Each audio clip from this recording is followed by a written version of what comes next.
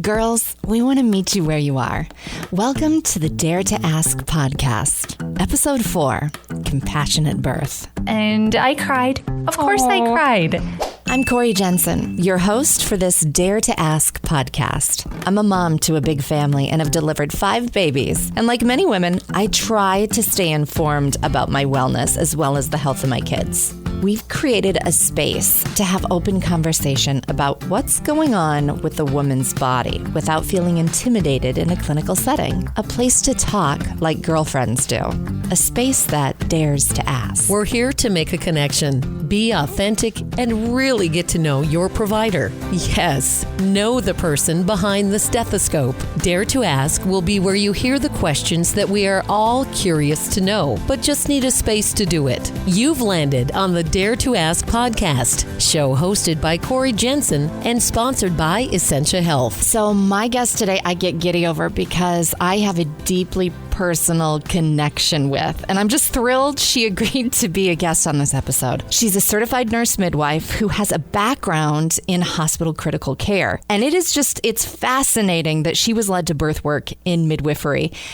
So CNM, Jennifer Janke, is the embodiment of compassionate provider. She's one of those people that you just easily feel comfortable with and is a champion in this field with her patients. You might hear me gush about what a gem I think Jen Janke is because she delivered one of my babies and it was one of the most beautiful moments of my life and exactly what I wanted out of a midwife. So we're going to go deeper. We're going to learn more about her as a mom and a wife and what it's like to be raising teenage daughters and one of the biggest challenges in our field. It's busting a whole lot of long-standing myths that surround midwives. You might be shocked to know how she feels about pain medicine and home births. We're going to get into all of that and more. You need to talk to somebody who can pull it all together. You are my soul sister. I love you for bringing me coffee. How do you take your coffee? Well, I have to be really honest. Yeah, it's please. not healthy. Okay. 80% of my day to be healthy, but I have to have some creamer, maybe a little syrup even, always cinnamon, just straight out of the bottle, sprinkle, sprinkle. Do you go through a coffee house drive-through or do you make your own? About once a week, special treat. That's your treat. Coffee house, yeah. Yes. Were you going more than once a week?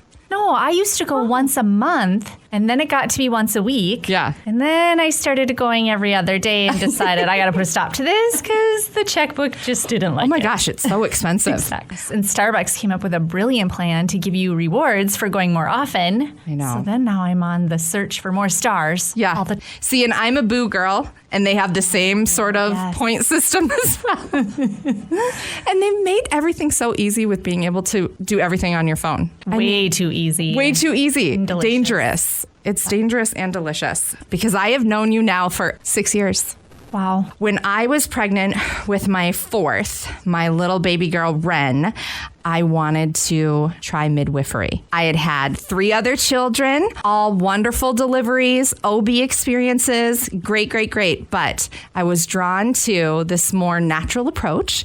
I knew that I was interested, and then I met you for the first time, and then it was like signed, sealed, delivered. I was sold. Talk to me about your passion. Why midwifery? Interesting you ask specifically about midwifery because that's not where it started. It wasn't? For me. No, I was drawn to women's health care.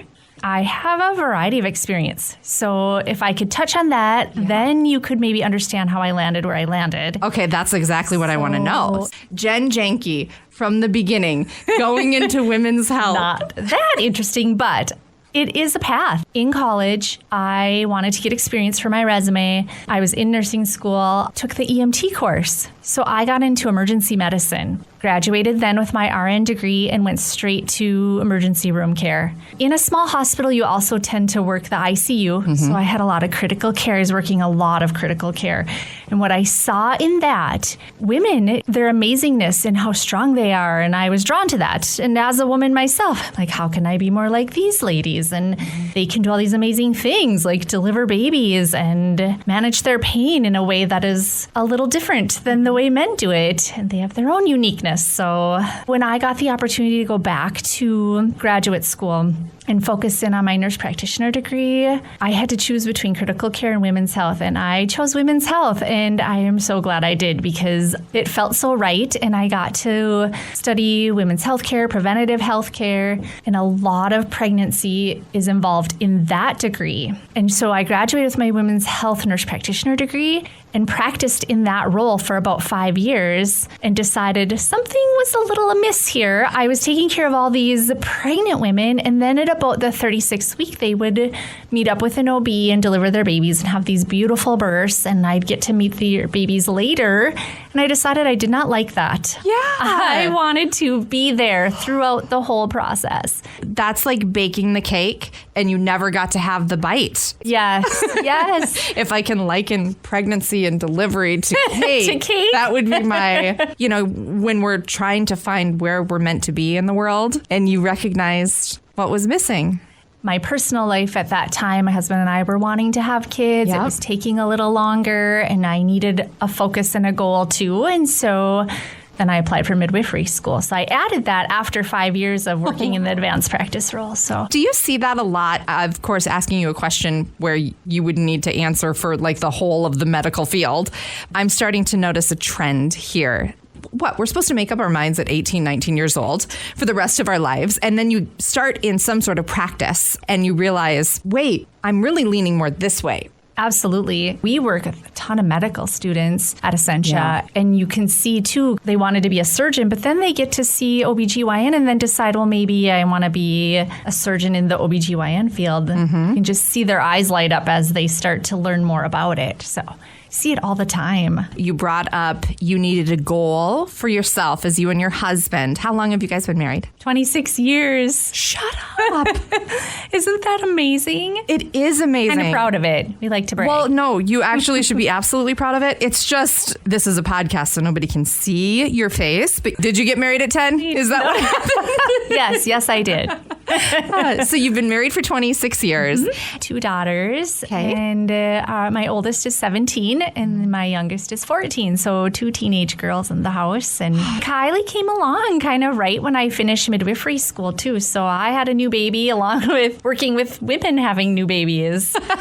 So we were all in it together. Oh my gosh, yes. My second was delivered by a OB who was 36 weeks pregnant. Oh, and I'll never forget that because there was definitely this bond that we just shared because it's like, well, any minute, both of us could go. Me a little bit more so than you since I'm sitting here and my legs are in stirrups. But tell me about, it was just you, your very first delivery, you there catching. You go through so much training that it kind of tends to blend in. Oh, totally. I didn't even realize I was by myself that first time until probably afterwards. And I cried.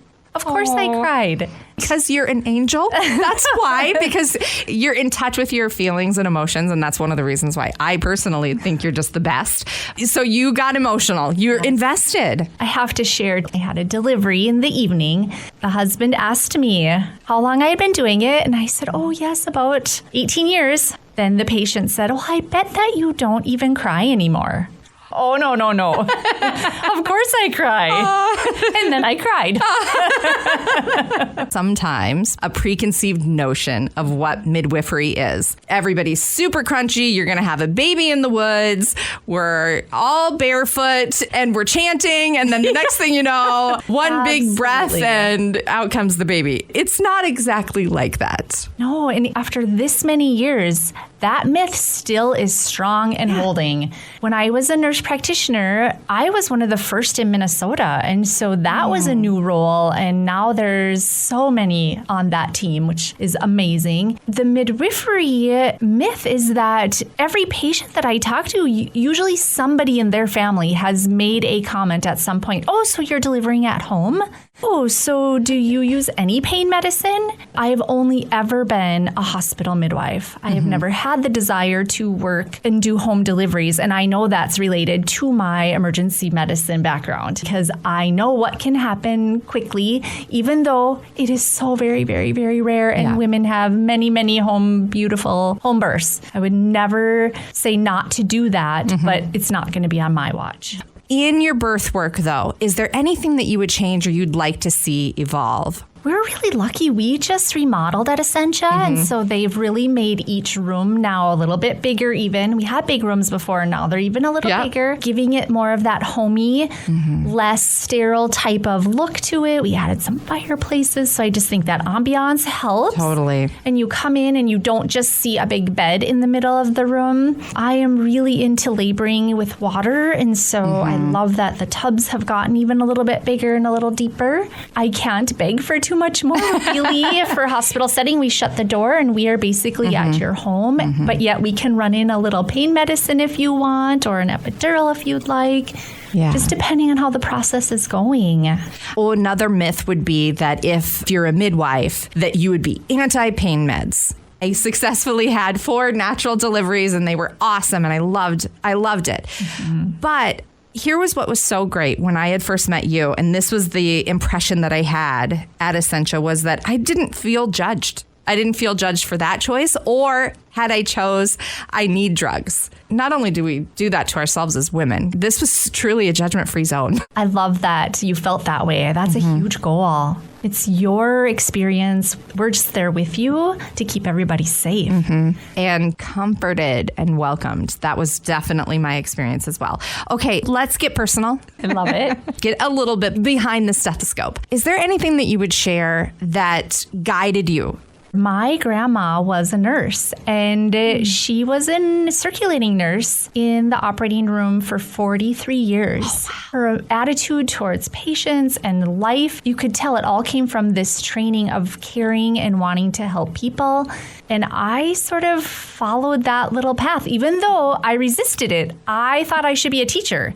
So then I could have the summers off and I could teach children, and I'm good at babysitting because, of course, that's what you think about when you're in 8th grade. Just kept popping up when you do all those personality tests and you do the career choice tests, and this nursing kept popping up, and medical provider and doctor and all of that kept showing up.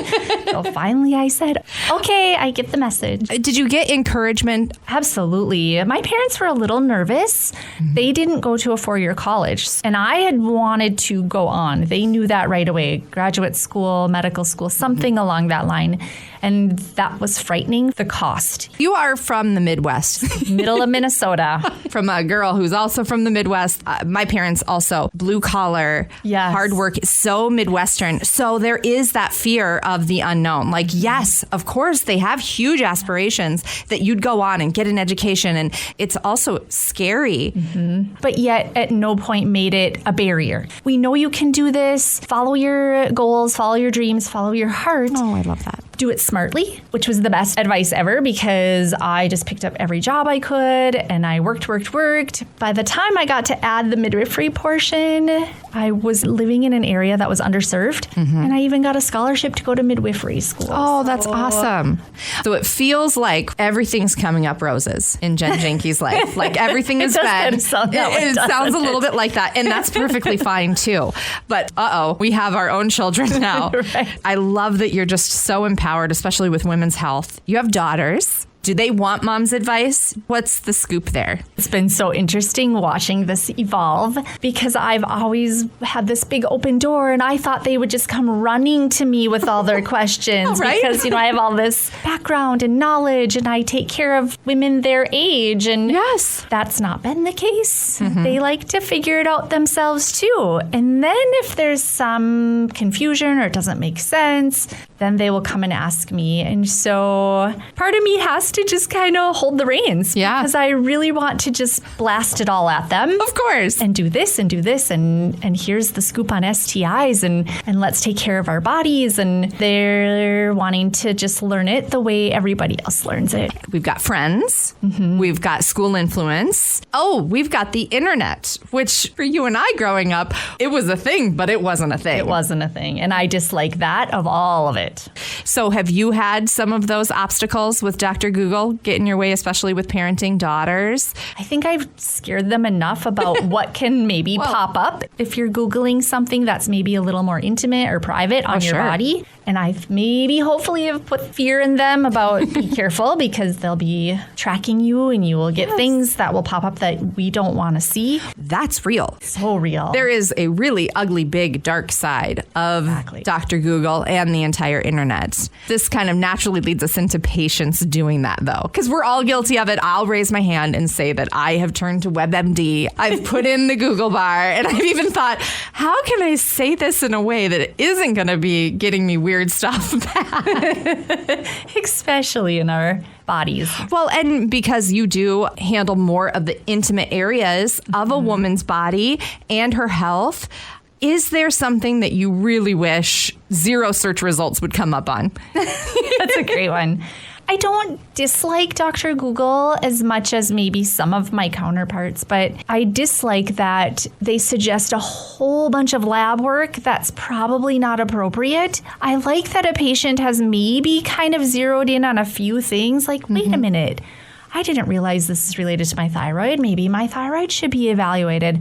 But then the amount of lab work that they've come forward with, that I wish I could just delete. Like, I wish they could not suggest labs or imaging, because a lot of those labs are inappropriate and they're so hard to interpret. Yes. I've seen some super weird hormonal labs that people have requested. I've been in women's healthcare for 21 years now. How do I not know what this is? Such a good point. Costly and time consuming. So for everyone. On that same realm, why is it so important to just then, I guess, pick up the phone and actually call your provider? You know, really, your history, your lifelong health also plays a part in how you're feeling today.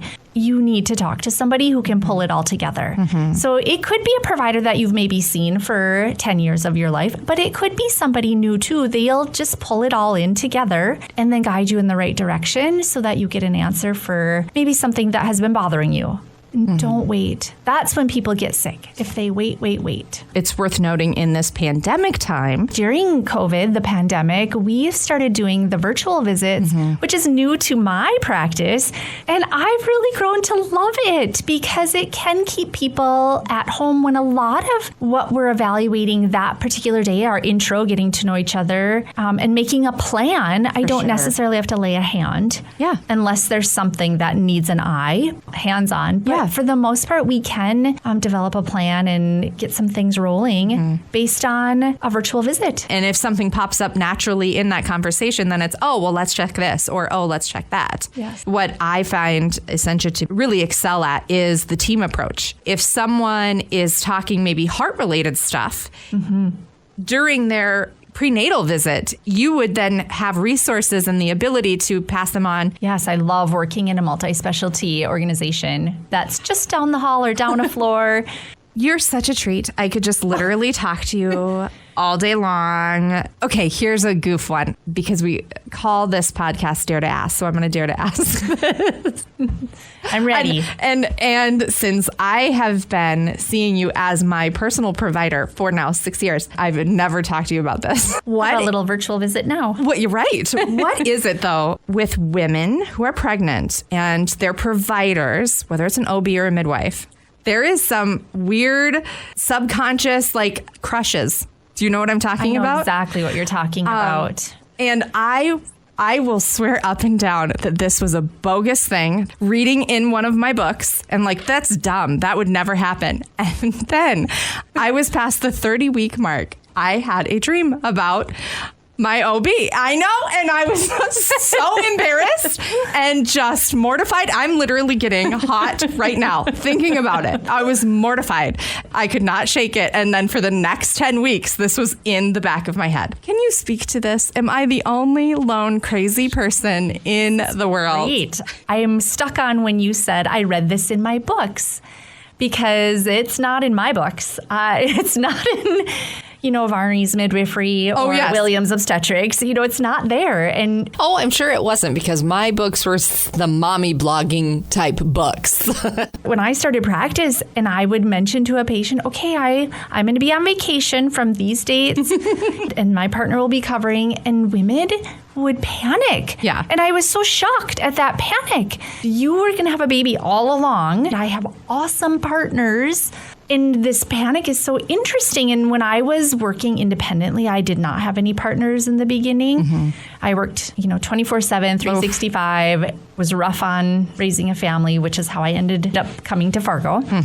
But those women really panicked because I did kind of have to step out of the boundary and maybe ask an MD to cover the 5 days I was going to be gone. But you do have special relationships with people. And I was taught by a very wise midwife who told me, and I now tell all my patients this too, if I'm meant to be there, it will happen. Yeah. And I firmly believe that.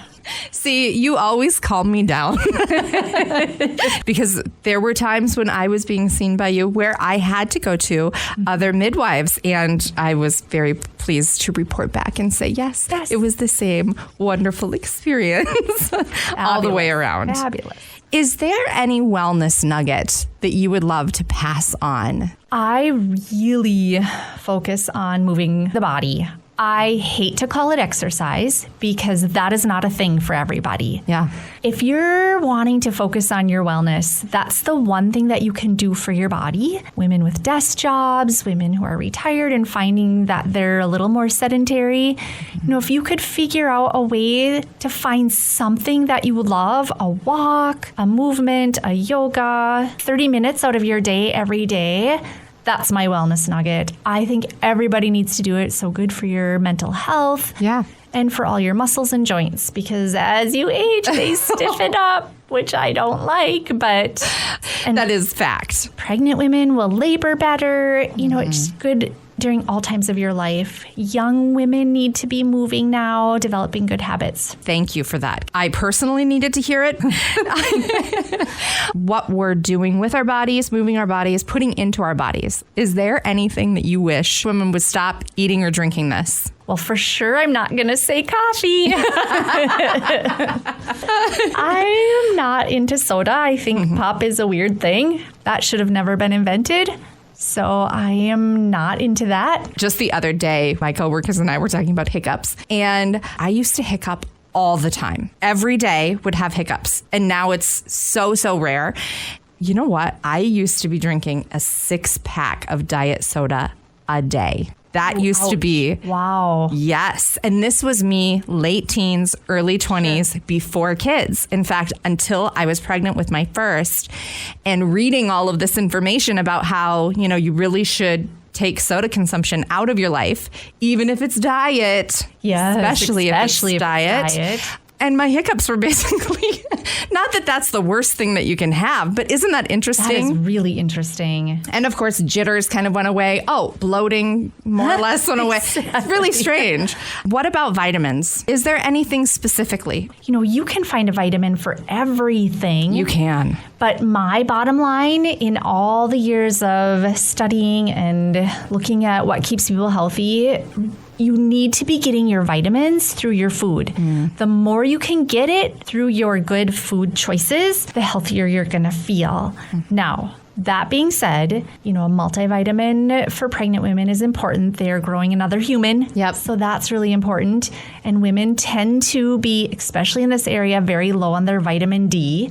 So I really push vitamin D and a multivitamin. Beyond that, I do blood work on people to see if they have deficiencies, because you really will absorb everything better if you're eating a little bit of broccoli or a little bit of cauliflower. Even if you don't like it. Exactly. But really. And unfortunately, there's just like kind of the dark side of the internet. There's a dark side of the vitamin industry too, where there's so much filler in a lot of this stuff. So I think that's what's very intimidating for some people, because there are women up until they're pregnant have never even taken a single vitamin. And now they're told, take some vitamins. That intimidation of, but which one?